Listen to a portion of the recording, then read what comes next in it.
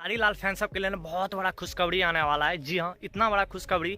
एक तो आपको टीजर चाल नवाबी का टीजर जो है ना रिलीज कर दिया गया है, जो कि गॉड फादर मूवी का है। और ये इसमें आपको यामिनी गौतम आपको देखने को यामिनी सिंह जो है वो आपको देखने को मिल रहा है, और प्रियंका सिंह और खेसारी लाल इस गाने को गाया है।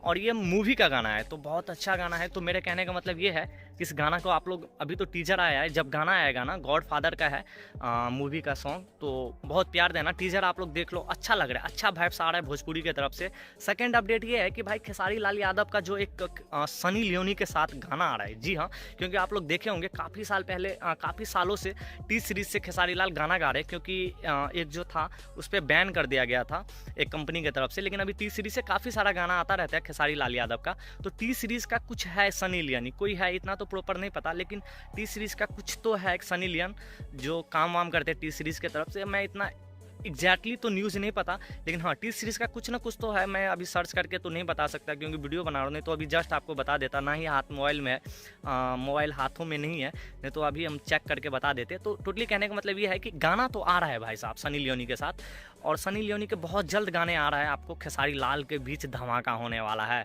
तो खेसारी लाल फैन आप लोग खुश हो जाओ।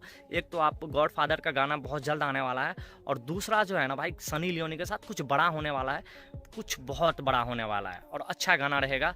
गाना वाना लिख लिया गया है, सब कुछ लिख लिया है, कंप्लीट है, अब गाने वाला है।